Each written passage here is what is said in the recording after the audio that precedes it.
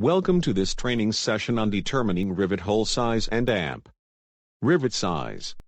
The riveting procedure consists of transferring and preparing the hole, drilling, and driving the rivets. With this training session we will concentrate on preparing the hole and drilling. Hole transfer is one method. This is done by transfer of holes from a drilled part to another part by placing the second part over first and using established holes as a guide. Use a scribe and center punch making a mark in the drilled part.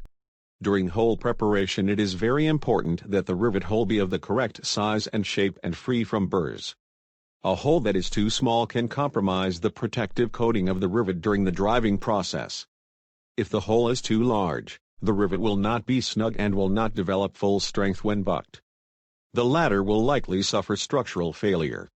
Because the rivet head causes slight distortions in the recess, and these are characteristic only to that particular rivet head, it is wise to drive the same rivet that was used as the male die during the dimpling process.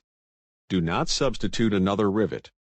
If countersinking is required, consider the thickness of the metal and adopt the countersinking method recommended for that thickness. If dimpling is required, keep hammer blows or dimpling pressures to a minimum so that no undue work hardening occurs in the surrounding area. Rivet holes in repair may be drilled with either a light-powered drill or a hand drill. The standard shank twist drill is most commonly used. Drill bit sizes for rivet holes should be the smallest size that permits easy insertion of the rivet, approximately 0.003 inch greater than the largest tolerance of the shank diameter. This table is helpful in determining the drill bit size in relationship to the rivet diameter. Typically, hole sizes for other fasteners are given in work documents, prints and manuals. Prior to drilling, use a center punch to keep the bit from slipping out of position. However, don't make a dent that is so large as to damage the surrounding area. Using a bucking bar behind the punched area is usually wise. On the table earlier you may have noticed that the pilot hole is smaller than the final hole.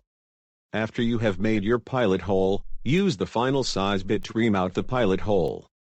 While drilling, make sure to hold the drill at a 90 degrees angle from the work and do not apply excessive force on the drill. If the bit is hard enough and sharp, the drill bit will do the cutting easily. When holes are drilled through sheet metal, small burrs are formed around the edge of the hole. This may happen when using a slow hand drill because the user has a tendency to apply pressure. It may also happen as you ream the pilot hole. Deburring is a must if the burrs tend to cause a separation between the parts being riveted. Deburring can be done with a burr remover or a larger bit. This concludes this training session. We hope you found it useful.